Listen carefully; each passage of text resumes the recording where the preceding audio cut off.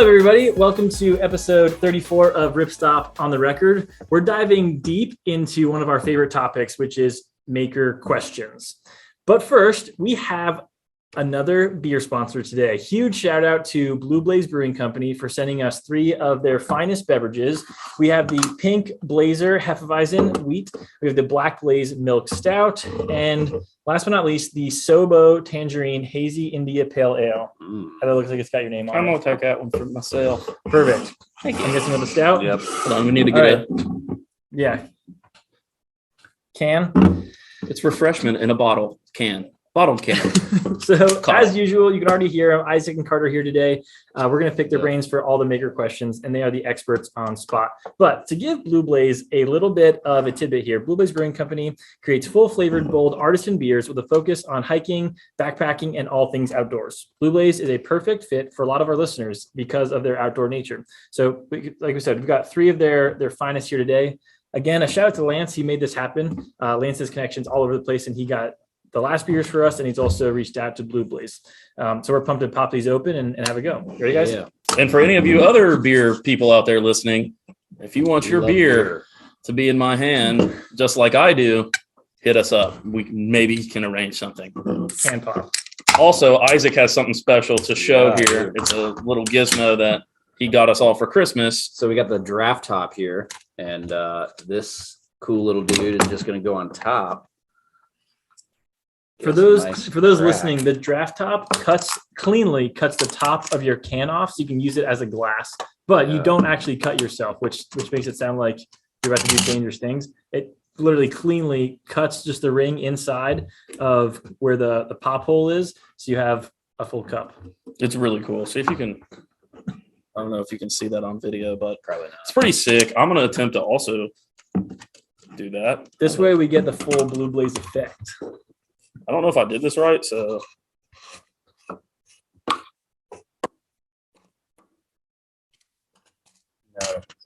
No. Some people would say first try. All right. So the purpose of this episode is less of a topic and more of an open-ended invitation. So we've gathered, 40 questions or more from makers. They just want to know more. So especially as us, as hopefully the authority on the DIY subject that we want to be, we're going to try to answer as many questions as possible. I did the draft top wrong too. Can you help us out? Yes. All right. So while we're working out this draft top stuff, I'm just going to get that covered. We're going to dive into the first question. Sharon Tessnier, thank you for sending this in. Thank you to everybody that submitted their questions. You make the podcast possible. So thank you for that. Thank you for sharing. Thank you for sharing. Exactly. First question. How do your fabrics compare for clothing with factors like feel, durability, noise, and waterproof, including sitting or sliding in the puddles or snow, or breathability features? I need more skirts that can go from business, office to the trail, but feel free to discuss office apparel with great humor. Okay, so very loaded question, Sharon. I appreciate your thoughtfulness. Very similar to how we all talk and ask questions with each other. If you get a chance to check out the bonus episodes we started doing, that'll feed into kind of the off-the-cuff, random 14 questions in one stuff as we plan making projects. But so it sounds like specifically she's talking about making a skirt that kind of plays every part. Yeah. Which I feel, because like for us, that's like finding a pair of pants that you could climb in, you can wear in the office, you could ride your bike in.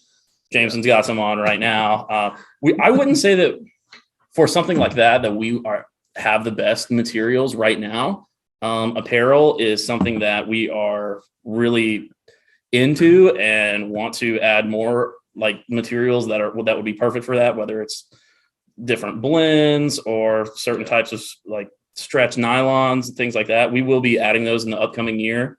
But yeah, in terms of the skirt, I would start like with maybe like the flow mesh. That would be more of like an athleisure type of skirt. Yeah, I feel like that would have a little too much stretch in it. Sure, I mean, but in terms of what we have to offer, you can start there in the stretchy athleisure end of things, or go with like a waterproof, breathable like Ventek. I think is really, but ultimately, I just don't think that right now we have the best group of materials for that type of apparel, which is again something that we want to change. So something she mentioned was a rain skirt. a lot of people would know what to go with, but if you were to tackle that individually, what would you say good rain skirt options would be? Definitely. So right now we currently offer kits and rain skirts with DCF and like Sil Poly, but I definitely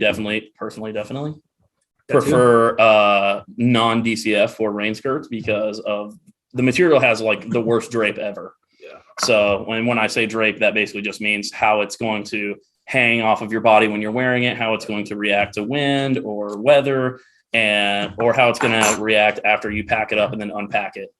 So for that reason, I think like the 0.7 Sil Nylon, Mountain Sil Nylon is awesome for that. It's super lightweight, has a really good tear strength and a high waterproof rating. But any Sil Nylon, Sil Poly, something in that range.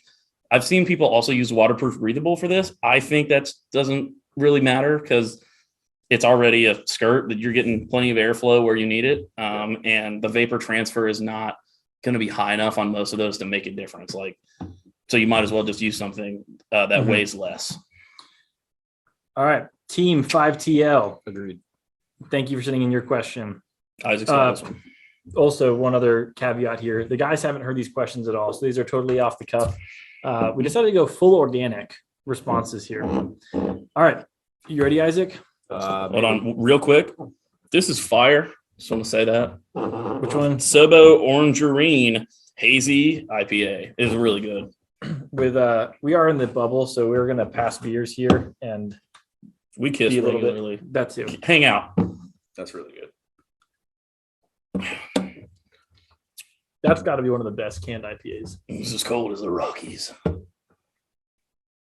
I was taking this one back. This is good. Yeah. Ooh. I like all of these. These are all good. Yeah, these are all fantastic. All right, Isaac, Team 5TL says sewing grosgrain to finish a seam. Is that a question or maybe talk about it this way? Do you do that? When do you do that? When do you not do that? And what machine do you use to do it? Okay, so when do I do that? I do that if I am finishing a seam that is not tapeable. So any of the non-DCF or non-PET backed fabrics or RUV backed fabrics, hint, hint. And then when would I not do it? I mean, honestly, if you're finishing any seams that's not tapeable, I would probably bind it with grosgrain. It's just going to give you a cleaner look and give you a little more structure in the seams and more thread in the seam to help with stability. Is there a downside? Like, could you?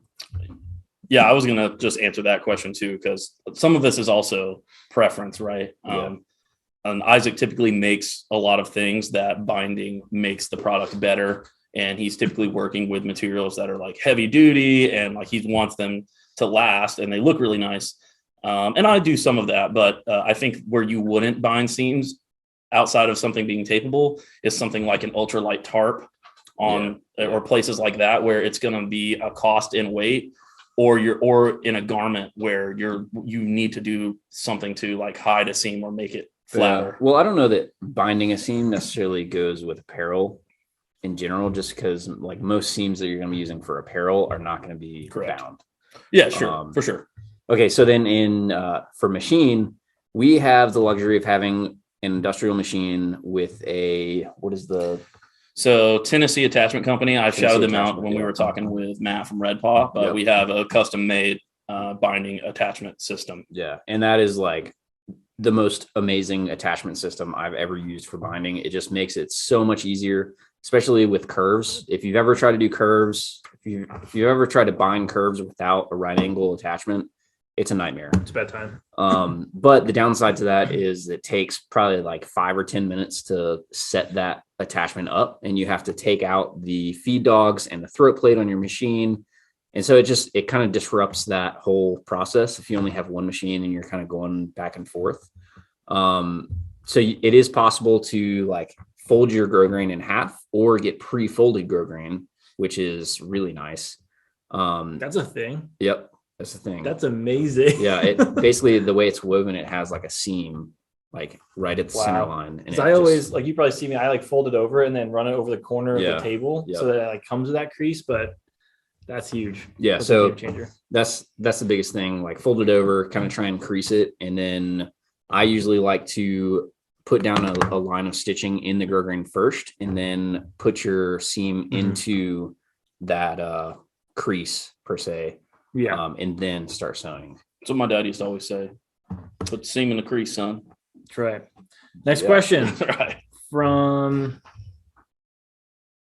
Terrell H. Booth. That sound, never mind. Best place to learn best practices for finishing skills of bags and backpacks. Obviously, our YouTube channel is going to be a great place. And it's going to get better. Yeah. So a lot of you have seen the survey that we've sent out. If not, go fill it out really soon. So we did a huge survey. We're trying to understand what our customers are into and what they want.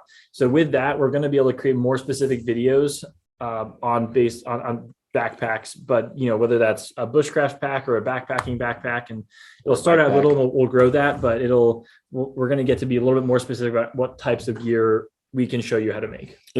They're specifically talking about like finishing techniques. So I think what Isaac just talked about with when to bind and when not to plays directly into that. Other than that, I mean, making a backpack for the most part, outside of some reinforcement of certain areas, is just like anything else, right? You're using some of those same seams, whether it's a rolled hem or a French seam, things we will get into more. I think I typically see like a lot of fear around backpacks because people see like what's an REI with all the fancy meshes and the bent stays and that stuff. But to start off making like an ultralight bag or even like a sling pack or any of that stuff, you don't need anything fancier than a straight stitch and a couple of YouTube videos that show you how to do a straight or like a French seam and a rolled hem. And that's basically it. And another thing that you can do that I really like to do when I was in college, like for projects and stuff, on how to figure out how to do like apparel seams, but the same thing goes for backpacks and whatever.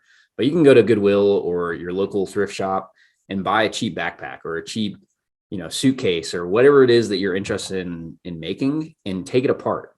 Get your seam ripper, go to town on the seams, and just look at how the pattern pieces are made, look at how they're attached, and just you can kind of start to get a feel for how things are put together in like the industrial sense, and then adapt that to your home machine.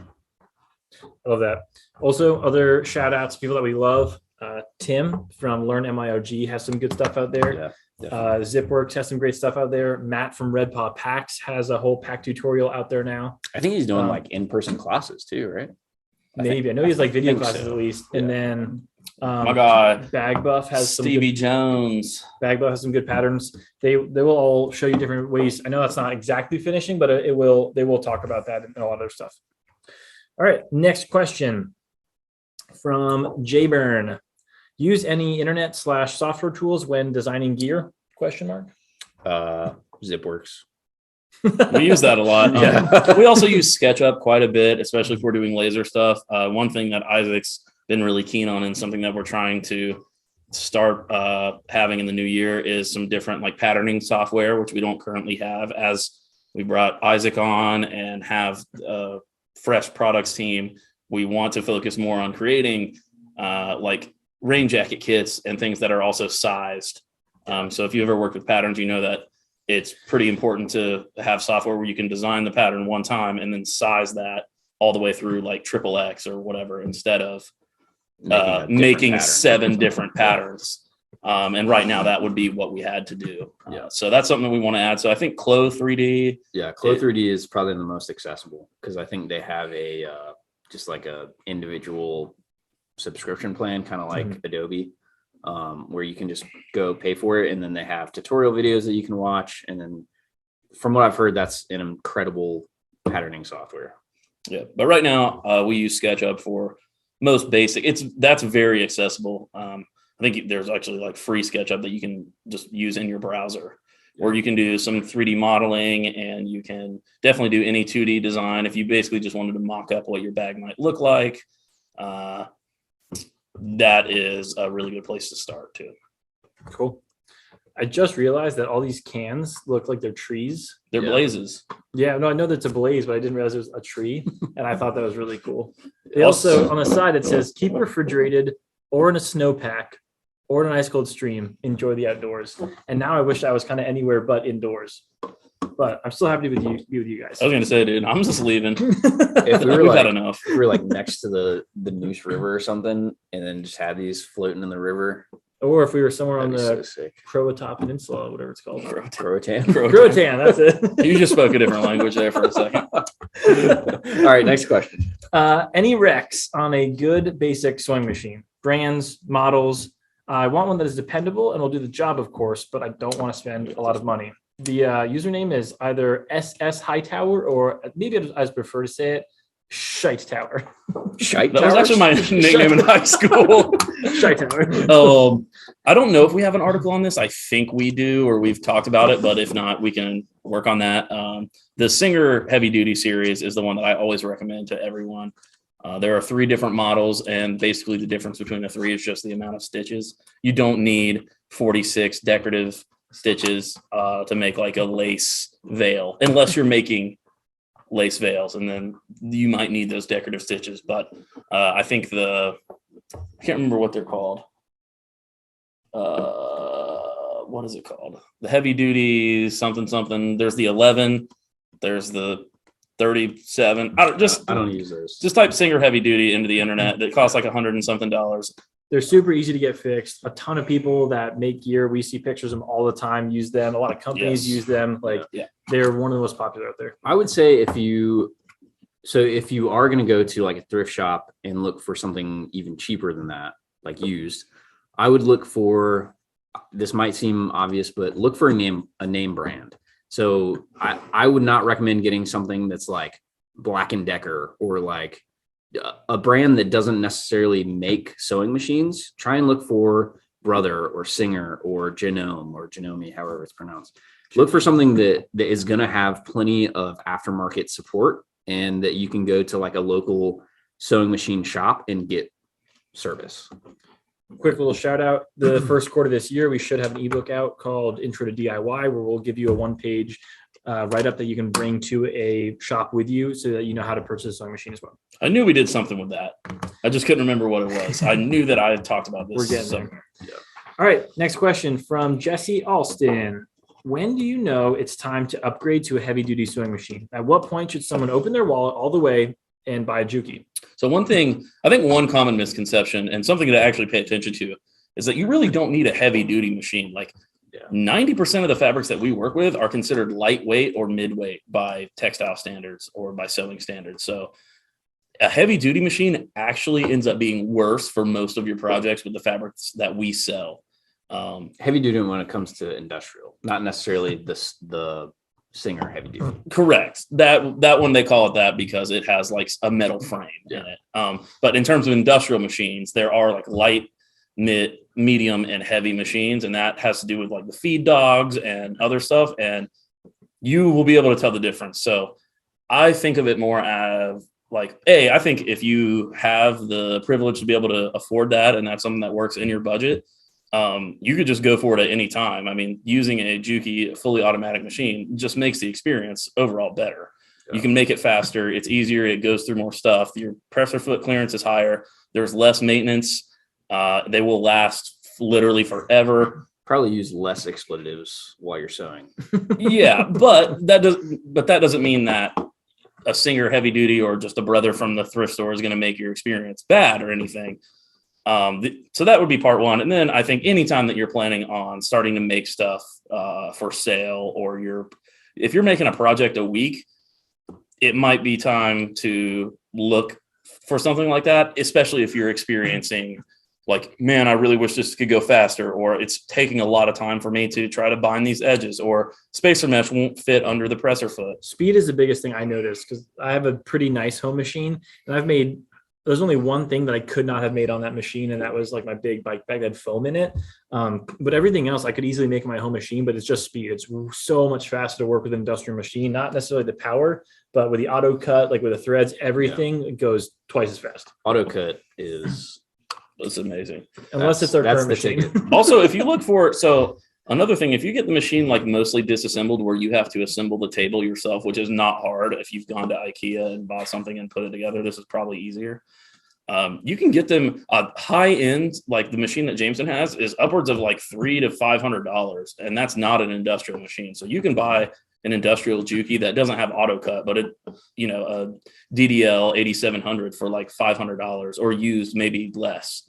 So it doesn't always mean that it's going to be super expensive. It just might mean that you have to empower yourself to do some more DIY than you might have thought you would. But something to look out for sure. This question's for you, Isaac. You can both answer it, but I'm directing it towards you. Okay. This is from ACT Riley or Act Riley. I'm a canoeist in search of a tarp. Yes. Weight is not a huge issue. Which material is best? Well, if you are an old school traditional canoeist, then you're probably going to want wax canvas. And this is when Carter gives me the look. I thought he was going to say something like sheep's bladder and but no, like if you're not going for wax canvas, then I mean, if you want something super heavy duty, you could always do HD 300 because it's PU coated, so it's going to be nice and water. Well, make sure you get the PU coated version and not DWR Hex 70. Dude, was it? Unless you want a really good sun shield. Yeah. But yeah, I'd go for HD 300. Maybe like, what is it? 1.6 sil poly. Yeah, that would be my recommendation. So anything that's PU coated is going to have one side typically that's not, which means that side will absorb some water and be heavier. So anytime you can find something that is coated on both sides or impregnated, that is the way to go. Yeah. If you can find it. And if you're not looking for like something that you need to be able to like tow behind your 2022 Nissan Frontier. And 1.6 sil poly, you're going to have the privilege of cutting weight. Not that you have to, or that they're particularly concerned about it, but you might as well make it lighter because it's going to make your paddling more efficient. Well, I think for a canoe, a big thing is pack size, and 1.6 sil poly, anything that's silicone coated is going to pack down smaller than something that's PU coated because of the stiffness. So you might not care about weight, but you probably care about cargo space. Well, I mean, it depends on how many bodies you have in the canoe. Next question. Cool. Marsa Official says best fabric, or asks best fabric for waterproof and breathable jackets. You want this or you want me to take it? I mean, waterproof breathable would probably be the we have obvious choice. Yeah, there's a selection on our website to look at things that are both waterproof. Breathable, again, is an industry term, but in this case, it means that it has a high MVTR. Moisture vapor transfer rate. Yeah. And so that means that, well, let's just say it this way so that people don't click off and unsubscribe. Vapor can exit, but not enter. And it exits fast and in high volume. Yeah. So I think they're more lost. Go on to our website, click waterproof breathable, and then there will be selections for you that are organized by weight. So we have Ventek, which would be a printable option that is a 30D face. It's very nice fabric. It's pretty similar to what you would find in REI.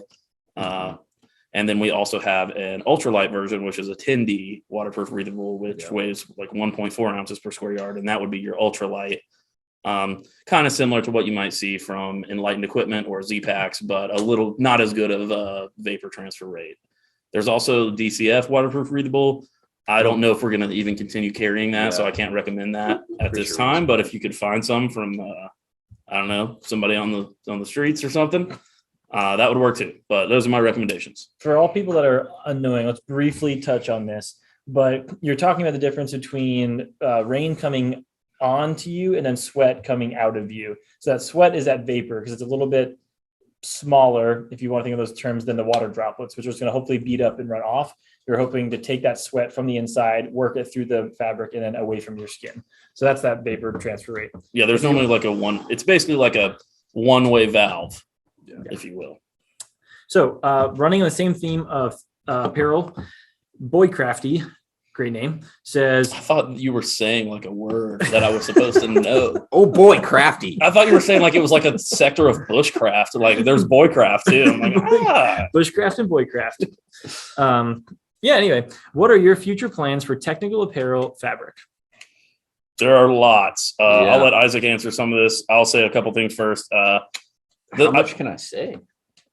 Probably not that much. I would just say that the sky's the limit, and what I would like to get us to in terms of this time next year is that we have added most of the technical fabrics that you would see that are available for sale by either cottage apparel companies that are on the cutting edge, and then also what you would find in the big box store. I can't promise. We have a lot to do, right? We have a lot of different products for different sectors and categories of people, but we will like we talked about earlier with the skirts and things like that. We like technical clothing and we use it, and we want to be able to make it. So if we can make that possible, that's the goal. Isaac, if you have any foreshadowing or things that you maybe personally want to bring on, you're welcome to talk about those. I mean, I think something we've already talked about is Polar Tech. Like, yeah, most people don't really think about Polar Tech or like insulation layers as kind of like high tech fabrics, but there's some really cool insulative fabrics like Alpha Direct that, like, if you've never felt Alpha Direct or had a jacket that is lined with Alpha Direct or an Alpha Direct hoodie, you're not living. Yeah, like you're missing out. That stuff is, for the weight, it is incredibly warm. It is super breathable, and it's just like next level. Yeah, next level. So stuff like that we really hope to bring on soon. And we are in the works of bringing it on. So yeah. The one other thing I'll add on is similar to what we're trying to do with backpacks, where you have every fabric and component you can get in one place. We are trying to get there with apparel, where you're going to be able to make the stuff that you want to make and just get it all here with your cam snaps and other things as well. And not just apparel, but like if you want to make a hunting pack or a fishing pack or a bike pack, whatever it is, like we want you to be able to come to Ripstop by the Roll and get it all in one spot. Lunch bag. Absolutely. I like lunch. Old Man Grub says, I have a hard time knowing what needles to use for what fabric. Do we have articles on that or something? I know we've made posts on it. Yeah. I want to be able to direct them to something. I'll still answer the question, but yeah. So first things first, Old Man Grub. If you have Instagram, scroll through and look, we've done a series of posts where it says what thread and needle to use with certain fabrics. We go over Hyper D and DCF and X-Pac and stuff. So look for those. If you don't have Instagram, shoot us a message on the help center, because we definitely have articles about that and we can send you those as well. I would probably just say, let us know, but we do have a general guide. Carter, I'm going to have to elicit your help here, but we broke it down into fabric weights. So I think sub 1 ounce, or I don't know exactly how we did it, but the main thing is that I think a lot of people, and this is something that I've seen it for the past 5 years, right? Like your needle size and thread size go together. Yes, you want to make sure that you're using, for instance, a basic line would be the lighter the fabric, the lighter the thread, right? You don't need to use a denim thread on a on M10 because that's not going to work very well. You're going to have tension issues. It's going to be too stiff. But really, if there are needle recommendations and thread recommendations respectively for whichever ones you buy. So if you buy Mara 70 thread, which is something that we sell, there are recommendations for that you can just type into Google, and it's like a size 12 through 16. In general, if you're sewing with anything that's 1 ounce to 8 ounces, which is a huge variety of our fabrics, you can use a text 30 through 40 thread, which is the set Mara 70, 80. Mara 70, Terra 80. There are lots of different brands of threads, but those two that we carry, and then the needles that we carry as well, will get you through almost everything. Yeah. So as a very basic line, anything up to 1 ounce, you can use a Gutermann Sewall or Mara 100 thread in conjunction with a size 7 through 10 needle. If you're doing anything from 1 through 8, you can use Mara 70, Terra 80, or plenty of other text threads in that category with size 12 through 14, really, but you could use a 16 as well. And then after that, you go up to 16 to 18. You're probably not going to need that unless you're sewing some pretty stuff, like solid leather and vinyl and rubber or something like that. Yeah. But then obviously that translates to thicker thread, bigger needle. Let's see. We did that one. Oh, wait. No, sorry. Boycrafty had a second question that I accidentally skipped over. They also said thread choices. Is there a better choice than 100% polyester? There could be for certain applications, but I like the UV resistance of polyester. Yeah. And so that's what we use, and that's what Yeah. pretty much everybody uses as well. One secret about thread that I will say is something that we're trying to work on are some other alternatives to thread that might have different characteristics than what we're used to seeing. Maybe that's too ambiguous, but give you something to Use your imagination. think about. All right, next question. And once again, we can't say it enough. Thank you so much for sending these questions. They absolutely make the podcast what it is, and we really like to hear what people are thinking. So he said, that's the username. He said, is there a correct rotation for X-Pac Fabrics? So I'm assuming they mean X-Ply or the fabrics within X-Ply. Is there a particular direction of? I mean, no. I would like to make it match. Wow, puberty is great. I would like to make it match up where I can, but you're not going to notice a performance difference in that huge X-Ply because that really does nothing anyways. It reduces by a stretch, and it could stop like a rip at that point. But for the most part, that's an aesthetic choice, and it looks really cool. But no, you're not going to if you turn it sideways, you're not going to experience your backpack rip in half or anything like that. I mean, technically, when you get your piece of X-Pac, whichever sides the selvage is on, that's going to be like the side, if that makes sense. Yes. It's the X-Pac has like fibers on the ends that are kind of loose. That's the selvage. Those are going to be like the sides. So if you turned, it's easier to say if you go on the website and you look at the width and it says 54 inches, then the one that measures 54 inches or 50 or 60 inches is the width, and the one that is the amount that you ordered, whether that's a half yard or 6 yards, is the length. Right. So that's the way that it orients. But it doesn't really matter. Like you can use scraps, you can use. Most people aesthetically just like those pieces to match up if they can make it match up. Typically, it's with the diamond being the tall direction up and down. Correct. But again, that's up to you. All right. Kmore 802. I hope that means they're from Vermont because we've been there. That was fun. We went together. We did.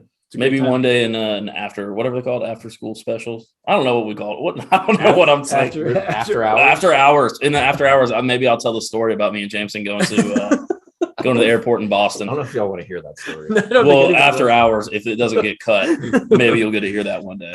Kmore 802 says, how do you find the right balance between adding helpful features like key rings, extra pockets, shock cord, etc., but not adding too much extra weight to the project? A lot of that's going to depend on what your end goal is for what application you're using it, right? And that's part of the planning. That's what Isaac especially does a lot of, at least from what I've seen, does a lot of planning in advance for exactly where all these pieces are going to go. Yeah. And so if you're making an ultralight backpack where your priority in the triad of, I don't know what I called it, but I became, famous overnight. The fabric application triad balance is price, weight, and durability. So that's what it's referring to. Yeah. So if you're looking at that triad and you're saying, okay, well, the most important thing to me is lowest weight, then you're probably going to look at your needs and say, okay, these are the most important features that I have to have, but anything else I need to save weight, or I'm going to add these features and use the lightest version. For instance, instead of using a number 8 zipper here, I'm going to use a number 3 because that's lighter and I can still have the zippered pocket. And the other way, maybe you're looking to make the most durable, burly bag ever. And then you can add as many features as you want that make sense. And weight's not that important. In some ways, the triad sort of becomes a quadrant when you start to look at design, because then it's going to add like effectiveness or efficacy to the project, right? Because like if you're trying to make a roll top dry bag for a canoe, then like you might want to add on attachment points that you can tie down. That's going to increase the effectiveness versus just making a dry bag. Yeah. I always find it the most helpful to have a specific purpose in mind for what you're making. So like you can just go to your sewing machine and make like a ZPP or, whatever, just to make something. But I found that the most useful products that I've made have been a result of like an activity or a sport that I do and having something that I use for that activity and being like, hey, I wish I could change this about this product, and then making that product in the way that I want it. So through doing that, you think this product has these things that I don't necessarily use. So in the one that I want to make, I'm going to just eliminate those and add something else that I would use more.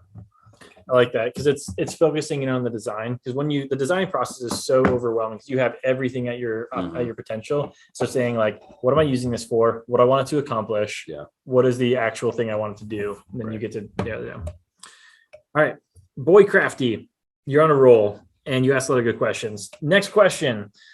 I have many questions about interfacing, stabilizing technical fabrics, especially Dyneema and Sil Poly. Can it be done? What can I use? So that is going to depend on what you're using. I personally, for the applications that Sil Poly and DCF are needed for, interfacing doesn't need to be used.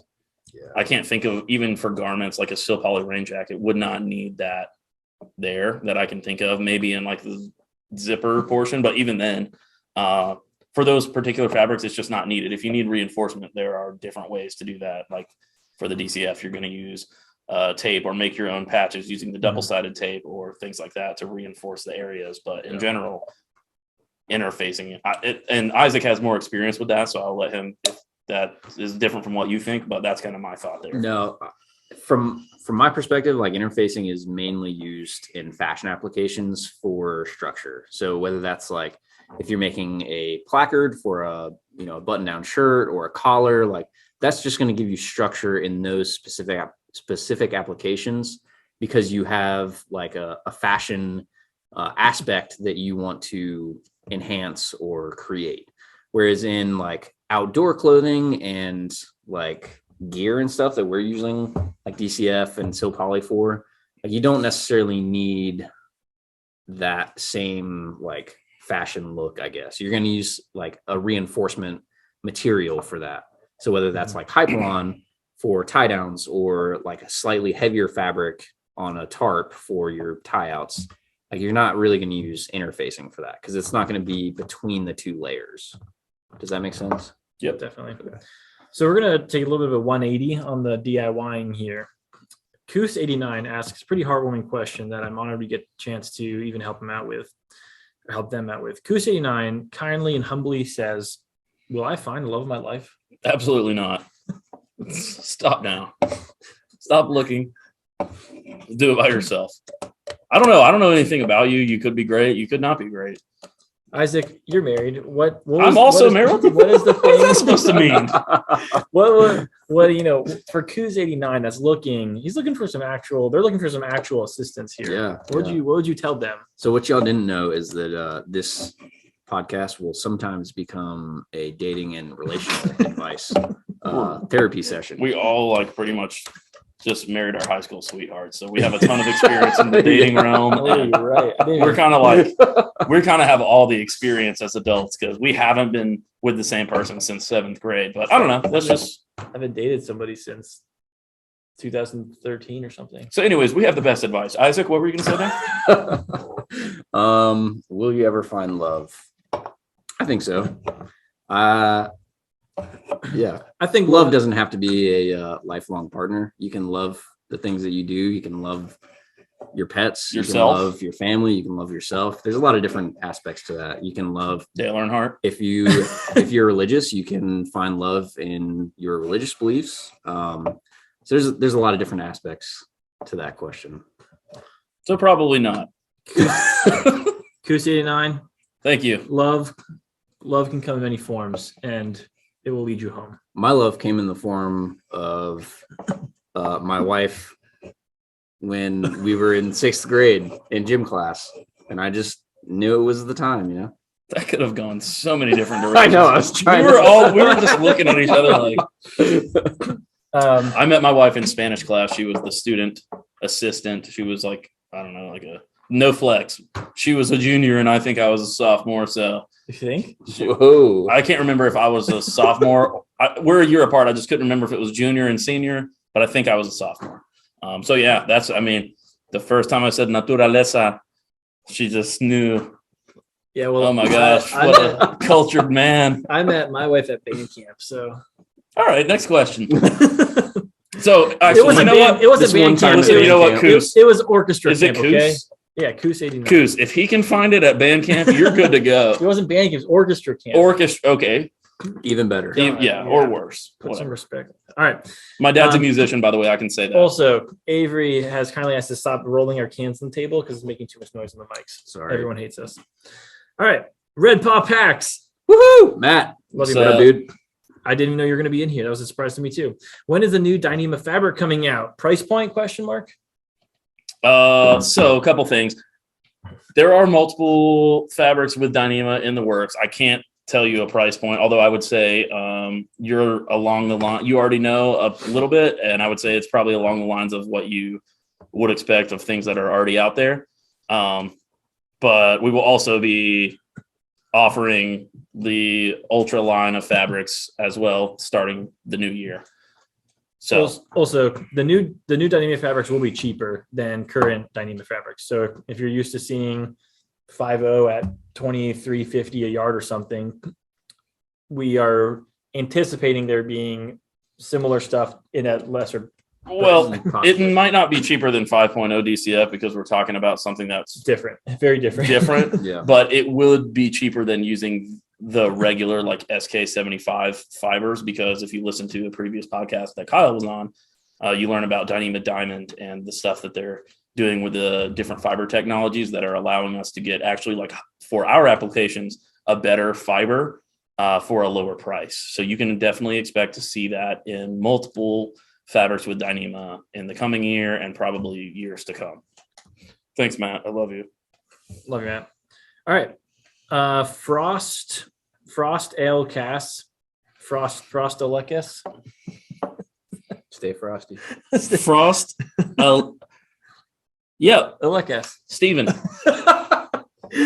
Frost asks, what is a good first project for a beginner/intermediate sewer new to sewing gear? Beginner/intermediate? Which one would it be? Well, let's start with the beginner project Okay. and then give them a second step. Say any Alright, of our so- kits, basically. Yeah, maybe not the fanny pack or Even the tote bag those. is pretty easy. I would say any kit that we have that has a video with it is going to be Yeah. the way to go, even if it's the fanny pack or the tote bag, which are our newest Okay. kits. Let's put it like this. If it doesn't have a zipper, if you try one of our kits that doesn't have a zipper, I'd say that would be great for a beginner. And if it does have a zipper, that would be better for intermediate. Outside More- of Tarp kit, because that is intermediate. Yeah, Yeah. more directly, easiest thing you can make on our other kits right now is the tote bag. It's incredibly helpful. Isaac and I bring them to work a couple times a week. Yeah. So tote bag, super easy and very simple, great kit. Second after that, I would say roll top dry bag or fanny DCF pack. stuff sack kits. stuff Just sack kit. because the stuff sacks are also super helpful, but it does include a little bit more skill than other ones would. Awesome. All right. Julie Monroe asks or says, Hey, Julie. hi, Julie. You know that the cottage gear brands RR Supplies will be the future's big outdoor brands? You know that the cottage gear brands, Do you know? Or hey, Julie, I have no clue what you're saying, but I want to answer your question. So if you can send your question into some of our support team, I will personally respond to that, maybe through them, but you can rest assured that I'll respond. This is probably not your fault. We're just I'm just good at not sure what rereading. that question. But I hope you I'm have gonna- an awesome day, and we appreciate you for asking will- the question at all. I will say what I'm sort of interpreting this question as. I don't imagine too many of the brands that we serve becoming really huge because we do things very specific. I'm sort of reading into your question saying, like, are the brands that we serve and some of the cottage vendors that we're serving right now, will they become huge and get into REI? Some of them already are. We do have companies that make their way to our other bigger places, but we do such specific applications, like very specific backpacks and gear, that I don't think they'll be ever really, really mass produced. But I obviously certainly hope that they do grow and scale to really sustainable heights, and they do great things. I think that's also an appeal of being a cottage vendor. Definitely. Like they don't necessarily have the industrialization that some of the big name brands do.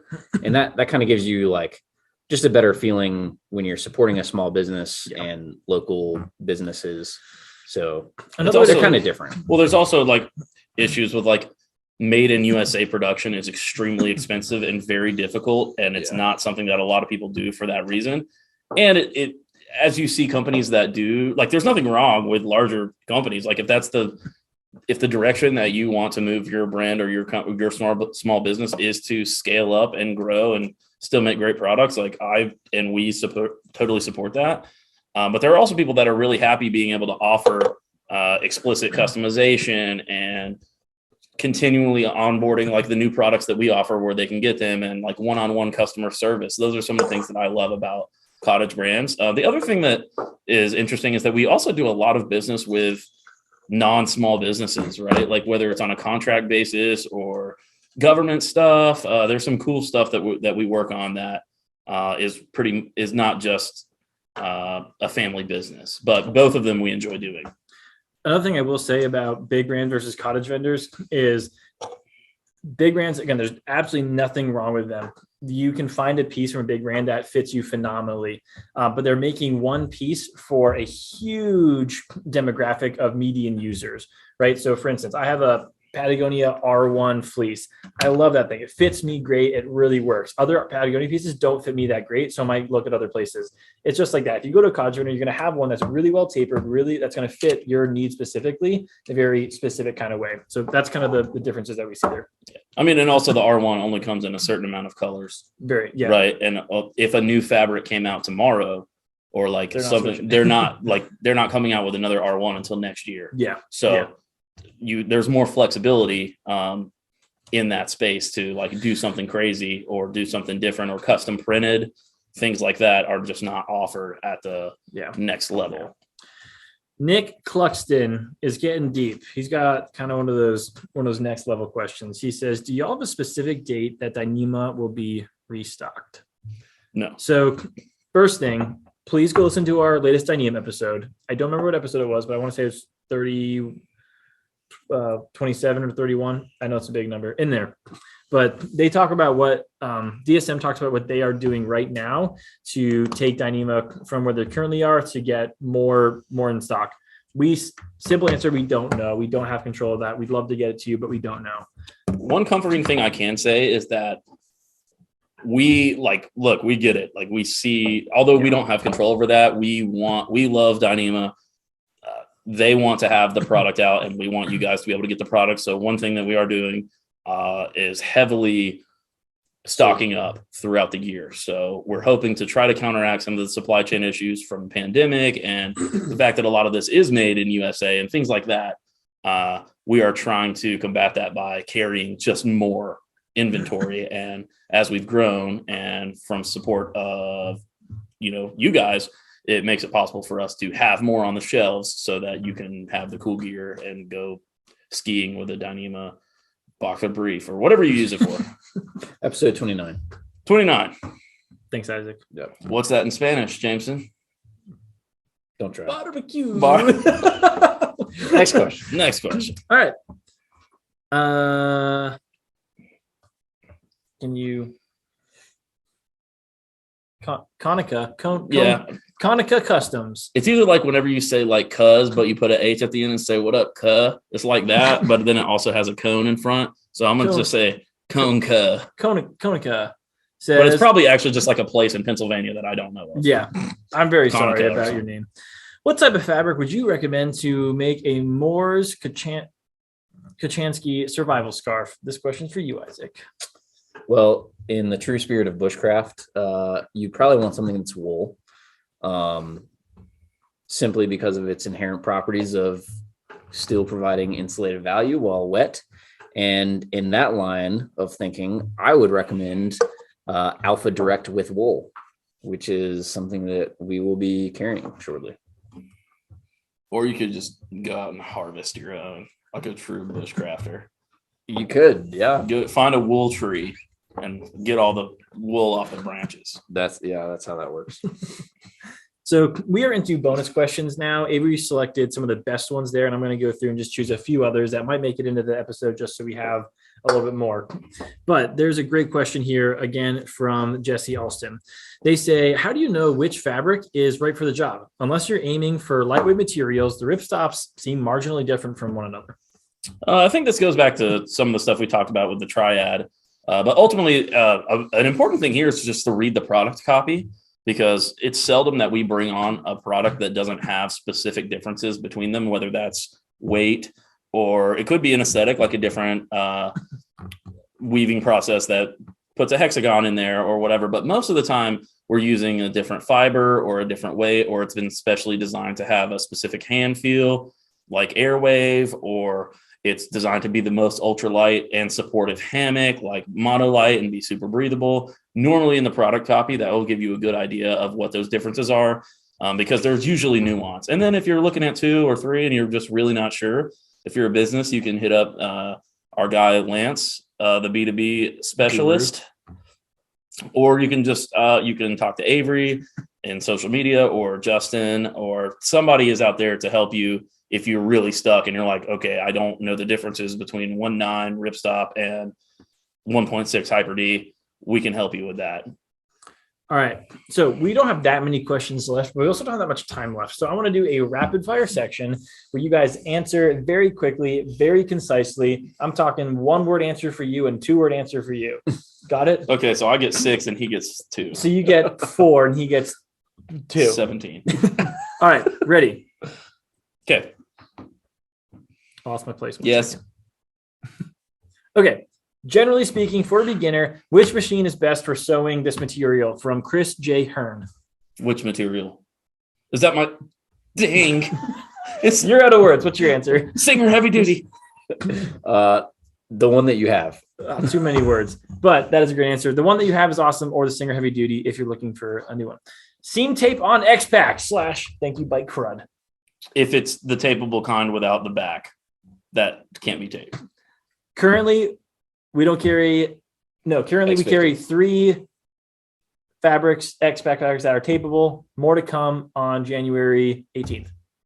I think we only carry 1. Oh, Multiple colors. Multiple colors. So 2. colors. I was still wrong. Yeah. Still wrong. You could tape it with heat, but we don't have that tape. Yes. If you want to make X-Pac a little bit more waterproof, go back and see a blog and a video that we did last year on how to seam seal X-Pac. All right. Bike Crud also says tension setting. Yep. That's a good one. Put it in the middle, and then if it's loose, tighten it. If it's tight, loosen it. Good. All right.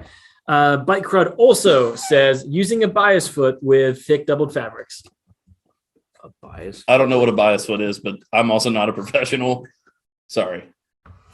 Bike Crud, you're on a roll, and I really appreciate you sending in 3 questions. That shows you how engaged you are. This is rapid fire, but we're going to pause to We're going to Google look it. a quick look up what a bias foot is.